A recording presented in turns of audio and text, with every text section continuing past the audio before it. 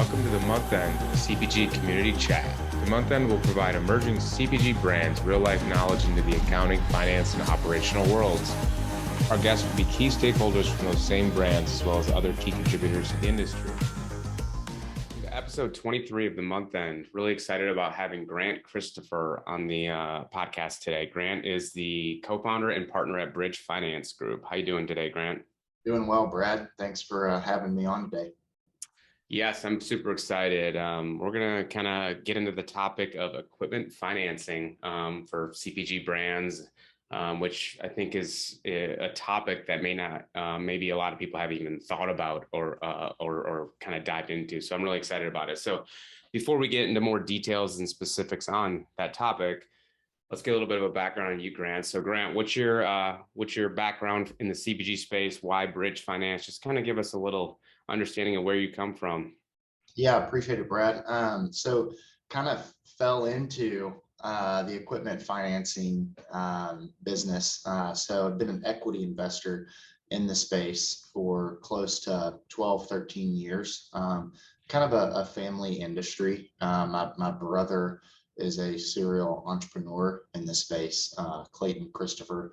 So he had created a couple of brands within CPG, and we had been investing on the equity side. And one of the companies that we were invested in was growing and needed capital to expand their production facility. And we were fortunate enough to be involved on the inside of this business. So we saw a couple of the term sheets coming across and looked at each other and kind of thought to ourselves, I think there is an opportunity here to have an equipment financing and leasing business that's focused on early stage high growth CPG companies. There's not a lot of equipment leasing and financing companies out there that are focused on the space. They're kind of industry agnostic. One day they may be leasing IT servers, the next day they may be leasing truck trailers, and then all of a sudden they're looking at a CPG company and manufacturing and production equipment there. So we felt like we had an edge, that we knew the industry and these businesses better than the other ones did. So it's kind of how we got our start about 6 years ago. Awesome. Glad, super excited for this chat. Like as I said, Yeah. as an accountant here and seeing all the debt versus equity amounts in the various balance sheets of our clients, it's always interesting. So kind of stepping back from just overall like equipment financing, right? Like, so Bridge, you guys are in Dallas, Texas. Do you guys support clients locally, nationally? What's your portfolio of clients? So we're all over the U.S. I would say, when we first got our start, we were pretty heavily concentrated within the Texas kind of Austin area, as you well know. It's kind of become a hotspot for CPG. I would say outside of Boulder, it's a pretty large hub within food and bev. So when we first got our start, that we were pretty heavily concentrated within Austin, but since then we've grown. We're all over the U.S. I would say that the majority of our business, and I say majority, it's not over 50%, but is probably in California. Gotcha. So we're doing business across the spectrum too. Brands that are, anywhere between 1 to 2 million in top line annually. Working with a brand that will probably eclipse 80 million this year as well. Good to know. So like, as we kind of go through this thought process of just CPG brands, right? Hey, I'm founding or creating a product. I'm working with co-mans or different people to produce the product. So from your perspective and experience in the space, like how should the decision-making of, I guess, the CEO or the founder of that brand go through from whether or not to leverage a finance shop like you to lease or buy an equipment versus kind of just going straight with co-man? I guess kind of, can you walk through that like life cycle a little bit and that kind of thought process of where it could be a good point for them to kind of start thinking about this? Yeah, sure. We work with brands that do all of their manufacturing in-house and also work with brands that use a co-packer, because there are plenty of times where they're using a co-packer, but that co-packer just isn't willing to purchase that piece of equipment specifically for that brand. So we work with a handful of companies where they may use 10 pieces of equipment at a co-packer facility, but they may own, or in this case, lease another 2, 3, 4 pieces. But they're using, the co-man's labor across the board. So, it kind of varies. I've had this question come up in the past of, when should we or why should we go and manufacture 100% in-house or use a co-man or, what have you. And I think it just kind of varies and depends on the company. I think more, if you're alcohol based, you definitely, there's more of a trend for you manufacturing in-house as opposed to using a co-packer, whether it's craft beer, kombucha, I say alcohol, but non-alc as well. Kombucha, the majority is in-house, is manufactured in-house. And then food products as well. I think it depends on the type of food product that you're in the space and subcategory that you're in within food. Can kind of drive you to manufacture in-house. I mean, especially if it's some sort of proprietary process. Yep. That of course, always leads to manufacturing in-house. But we see that trend, of specifically on food products of, coming out of probably a shared kitchen or a commissary kitchen, and then they have to make that decision of, whether to go the co-packer route or manufacture in-house. I mean, I don't think I'm saying anything that people already don't know. It's margin accretive to manufacture in-house. However, it has its challenges as well. So I think it just depends on the company and the brand. Yeah, we definitely see the spectrum of in-house versus turnkey co-man versus mixed supply chain and different decision points of kind of where you're at. And they all make sense at different ventures and in different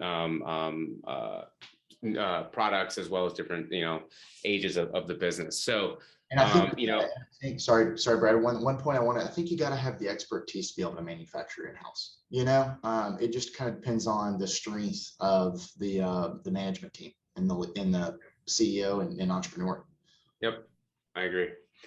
From you guys providing, financing as well as leasing, right? So there's like different ways that they can own the property, own the equipment, you guys finance it, or you guys can own it and they can lease it, or how does that work? Yeah, we really structure everything as an equipment lease, where we own the equipment and we lease it to the brand.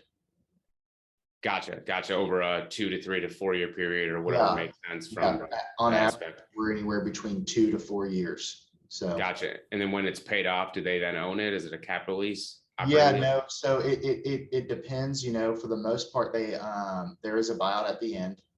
One way we differentiate ourselves, I think, from a lot of other leasing companies out there is that that buyout is predetermined, and so it is typically at a higher amount. So we structure these as operating leases, just given the buyout can be anywhere from 25 to 50%.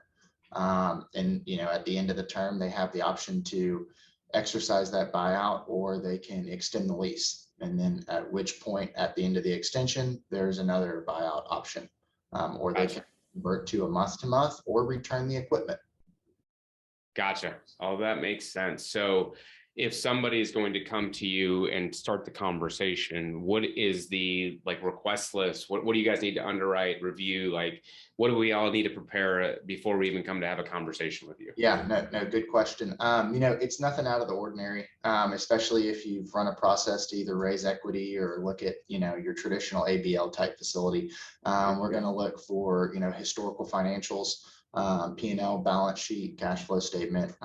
Also be looking for a forecast as well with those 3 financial statements. The type of equipment, of course, we're gonna underwrite that. Cap table. We want to see the list of investors. We typically work with brands that are institutionally backed. By some venture capital or private equity firm. I'm not saying that's a prerequisite, but that's typically the types of companies that we work with. And outside of that, it's just your certificate of formation. Again, nothing really out of the ordinary. I would say one probably diligence item that we do request that you may not get from another equipment finance company or even lender is we do ask for velocity. reports. That's a big deal to us. We like to see Yeah. how the product's moving on the shelf. Yep. I mean, that definitely makes sense. And that is a kind of an abnormal request, I guess, for a facility like yourself. When you're looking at, an underwriting and reviewing the financials and the numbers, clearly, like just by saying velocity, you're looking at sales. I mean, is there like a couple top metrics? Like, should our clients be focusing, or should these folks be focusing on profitability, on top line growth, on cash on hand, inventory turn? Is there specific things to kind of think of for this, or is it, a consolidation of everything into one and figuring it out, or analyzing that way? Yeah, it's a mix. I wouldn't say that 90% of the businesses that we work with are unprofitable. That's pretty much why we started this business, was that we saw a trend of companies that weren't profitable yet. They're growing top line. They're trying to capture as much market share as they can, and so they're burning money on a monthly basis. But they weren't bankable from a traditional banking standpoint, because they didn't check every box, kind of post 08, 09 that you have to check in order to go get a loan from your Wells Fargo's or your Bank of America's. And so profitability, is something that, we like to see visibility towards profitability. We don't want to, invest in a brand or lease equipment to a company that is just going to be burning money in perpetuity. I think we all agree that's not really viable these days. And so, we look at the investor, the cap table, how much money and equity they've raised in the past, top line growth, kind of margins, like to see some strong margins. And then, the velocity reports is something that we dig into as well. It's something that if a company has to trench, and kind of hunker down and survive, and they're selling well within stores, they're not going to get cut. So it's something we look at. Gotcha. General question, because we have a tax team here, so we deal with a lot of just CPG brands, tax returns, entity structure. Yeah. Is there a specific entity structure that you guys prefer, and maybe folks in your industry? Do you prefer a CCorp, an LLC partnership, or does that not matter? Because clearly there's a ton of nuance. There's a ton of reasons why you do it. There's a lot of people that start out as LLCs, become a Delaware CCorp over time. But I'm just wondering if you guys, from your requirements or best practices, prefer anything. Yeah, we've seen it across the spectrum. So we've got no preference. We work with Delaware CCorps. We work with Texas-based LLCs, California-based LPs. So we've seen it every which way, and we really don't have a preference on our end. Do you guys do anything internationally? We do not. We have looked at a few companies that are based internationally and have a presence here and a facility here. Actually more on the co-packer side than the brand side. But we haven't gotten one across the goal line yet. Gotcha. Oh, that makes sense. What is an average lease rate, interest rate, or debt rate? What is something to think, or just give us a range or kind of? Yeah, good question. One way that we get really competitive is we've got what I feel is a strong advance rate. So we can go up to 95% advance rate on the equipment. So, as an example, if it's $1 million worth of equipment, we can, potentially go up to $950,000. Our rates are typically in the low to mid teens.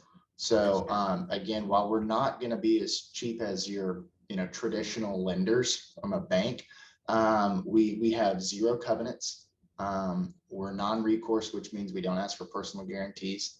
And then again, our strong advance rate. So we actually do win opportunities over banks because of what I feel those three reasons.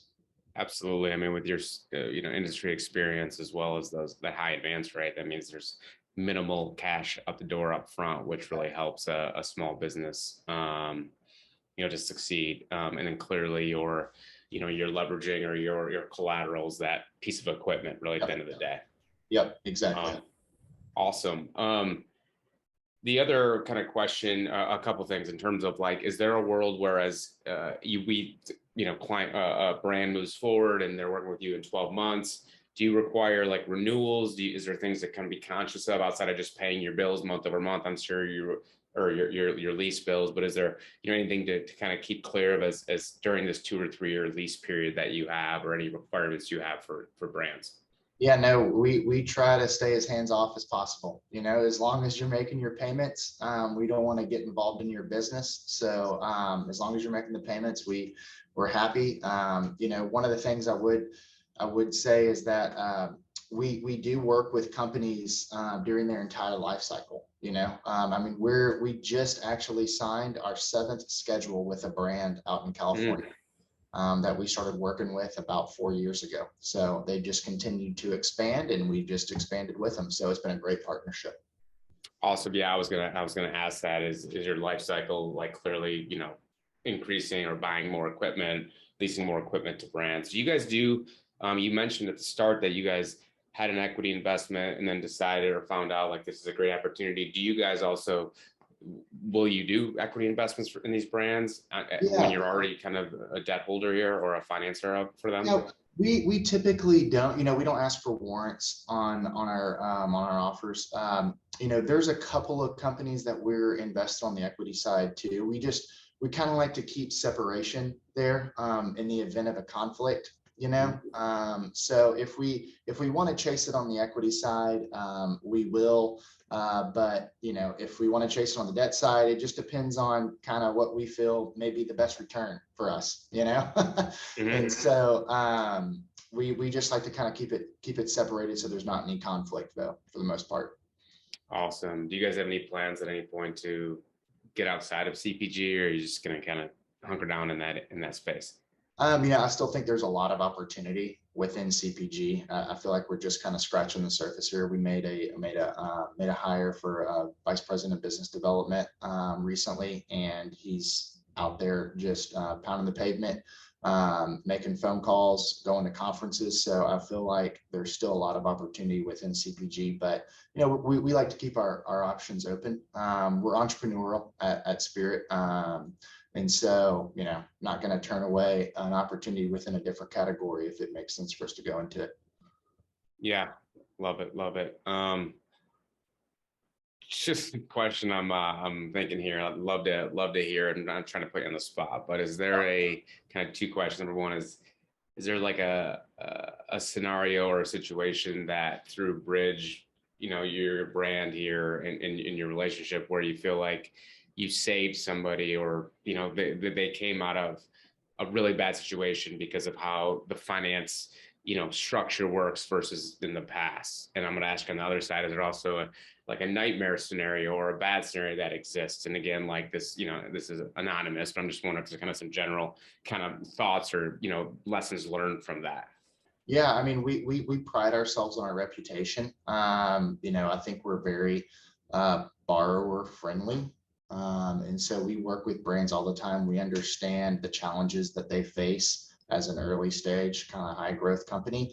2020, we worked with a couple of companies that ran into liquidity issues where, we just deferred their payments for several months until they were able to go get the liquidity and equity that they needed to continue operations. So we feel like, again, we kind of pride ourselves on our reputation. I think if you went and talked to any of the CEOs or founders that we currently work with, they would say that, and I hope they would, that we try to, strive to be a good partner for them. And then, on the flip side, of course, there's been, scenarios where unfortunately a brand has gone out of business, but we've worked with those companies, to get those assets, and then, replace them or release them or sell them to another company.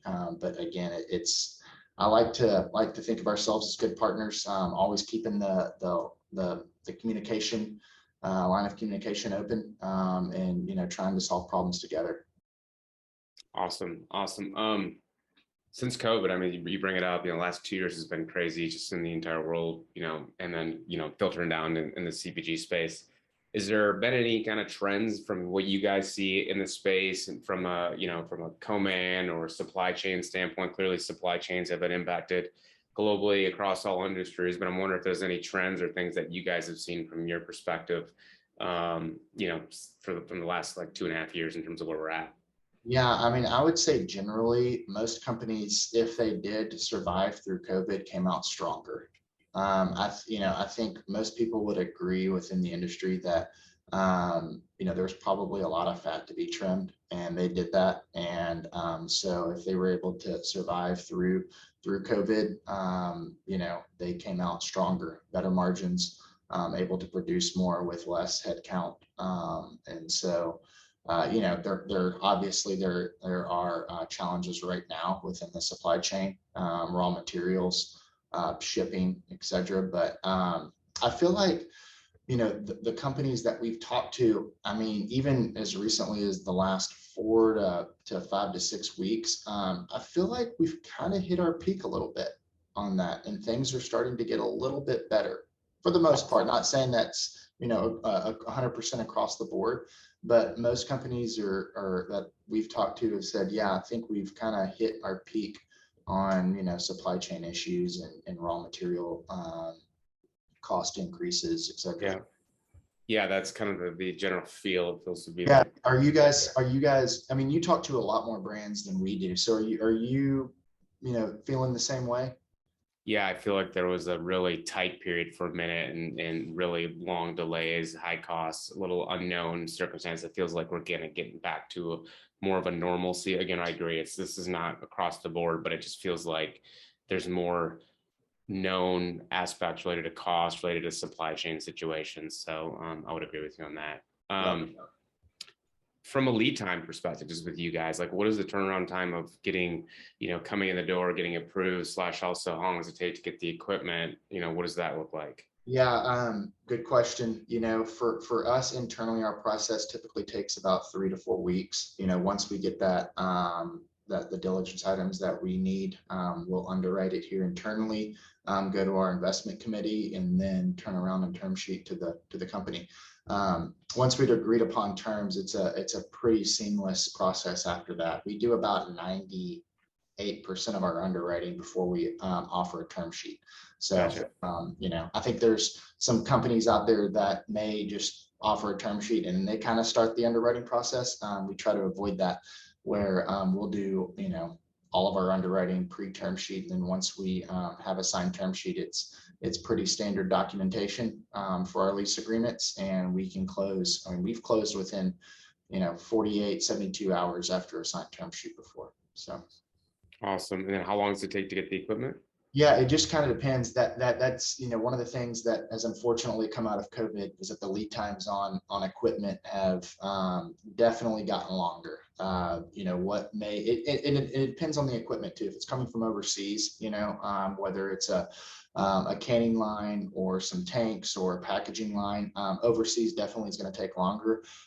We've probably seen lead times on that stuff double, unfortunately, over the past 12 months. The last couple of leases that we've gotten into, the lead times have been 12 months. Gotcha. So, but then again, if it's, within the US, that could be a different story. We just got into a lease where the lead time was, 3 months. So it just kind of varies on the type of equipment and where it's coming from. Yep. I figured that. Is there any questions that I should be asking you that our CPG brands should be asking you? Yeah, I think one thing that, again, we can offer two types of leases. One of them is a sale leaseback. If you have existing assets that you've already purchased and they're at your facility or at a co-man's facility, we can buy those assets from you. That will provide you some capital and then lease them back to you. And we can also do what we like to call an interim funding or a drawdown type lease, where you're ordering a new piece of equipment that may have a 12-month lead time, and we're able to make those payments, whether it's a down payment, a couple of progress payments. We're able to make those, and once the equipment arrives, that's when the lease begins. Gotcha. Yeah, super cool. I'm definitely opportunities there from a more flexibility standpoint. And I think it's super, again, creative ways that, an entrepreneur or a brand owner can kind of look at, their assets and, if they are, struggling with cash, there could be an opportunity to refinance a piece of equipment and get some money to help support the business and working capital. So Yeah. super cool. Well, Brandon, I really enjoyed the chat. As we kind of roll off here, I always kind of ask two questions to the crowd. So number one is, what does one CPG industry do for the listeners out there? Yeah, I think that if you are within CPG, and this kind of goes to more so on like founders or management teams, I would be more of a learner and a listener than a knower. Those are the kind of people that we like to work with, and that would be my piece of advice on doing more would be, be more of a learner or listener type attitude, as opposed to just thinking you know everything. There's a reason we've got 2 ears and 1 mouth, so. Yeah, it sounds like great marital advice there. So. Yeah, exactly. Exactly. I think maybe I got that from my wife. Yeah, hey, I get it. All right, and then the last side, what is one industry don't? I would say I think there's for brands, think hard about. I guess don't think you need to be in all 50 states. I would rather be partnered or on the equity side invested in a company that's deep and narrow within their market as opposed to shallow and thin. I think COVID really hit that home. If you're able, and a lot of brands did have to hunker down and just sell within your state or your region, and you can have a great business doing that. I mean, there's brands that were just that are just based in Texas and have sold to, strategics. So just don't think that, you got to be in every state and you got to be in, every Walmart or Kroger or Whole Foods or, in every state. I would just, a word of advice is just, kind of dominate the market that you're, starting out in, and then go from there. Yeah, it's definitely, sage advice, and it's never been easier to be wide across multiple platforms, Right. across multiple sales channels that literally yield zero results, more overhead, more stress, Exactly. cause impacts on your inventory, your supply chain, and all that stuff. So it's always good for people to always kind of revisit that, to think of, maybe I can just dominate here versus these 10 other areas. So, Yeah. So great advice. Grant, I really, really enjoyed the chat. I've learned a ton more just about the equipment finance space. If a brand's listening and is interested in learning more about you guys or reaching out to have a conversation or start a relationship, what's the best way to do that? What's the best way to reach out to you guys? Go to our website, bridgefinancegroup.com.